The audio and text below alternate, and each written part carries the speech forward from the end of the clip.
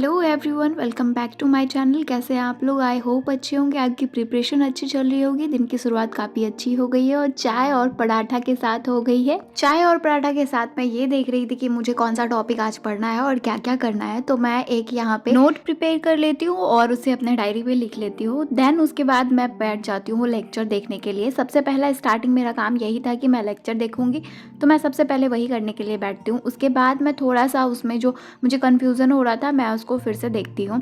Then इसके बाद मैं हिस्ट्री पढ़ने के लिए बैठती हूँ, जिसमें 1857 तो हमारा कंप्लीट हो गया था।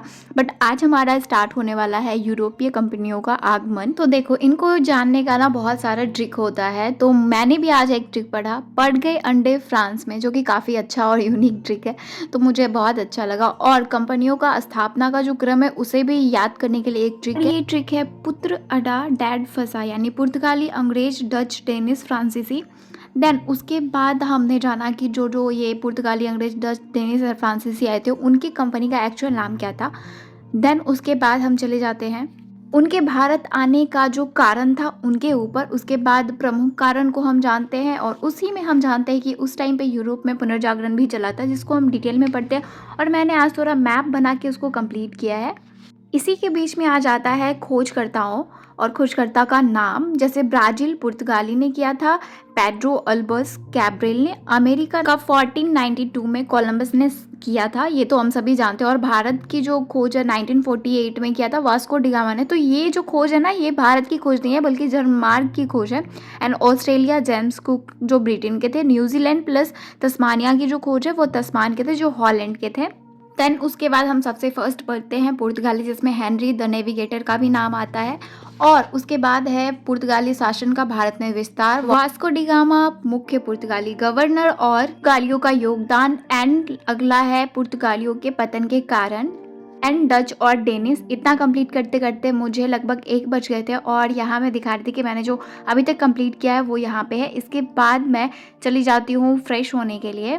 देन उसके बाद मैं सारा काम कर धर के ट्यूशन पढ़ा के आने के बाद मैं पढ़ने के लिए बैठती हूँ 5:15 पे, जब मैं इसी के क्रम को आगे बढ़ाऊंगी, जिसमें अब मैं पढ़ने वाली हूँ ब्रिटिश। इसमें सबसे पहले हम पढ़ते हैं ईस्ट इंडिया कंपनी एंड फिर ट्रेड इन इंडिया और ट्रेड मोनोपोली, जो कि बहुत इंपॉर्टेंट है।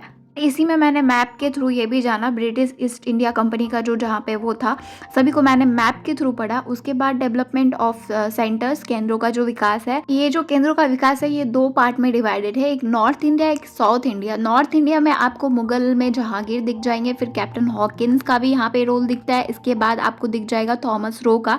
देन उसके बाद औरंगजेब भी आपको मिल जाएंगे यहाँ पे। देन उसके बाद हम लोग पढ़ते हैं, इसी में मैग्ना कार्टा भी आपको देखने को मिलेगा, जिसे शाही फरमान कहते हैं, जो 1717 में जो मुगल शासक फर्रुखशियर थे, जिसे घृणित कायर भी कहा जाता है, उनके थ्रू ये हुआ था।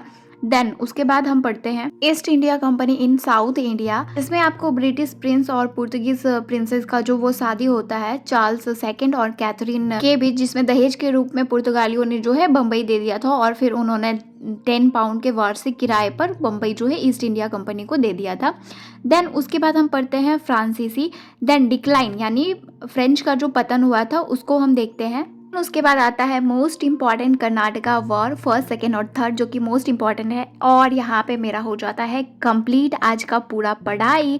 सो यहाँ पे मेरा 2 टॉपिक कंप्लीट हो गया है, हिस्ट्री का, मॉडर्न हिस्ट्री का। देन मिलते हैं अब नेक्स्ट ब्लॉग में। Bye bye, take care.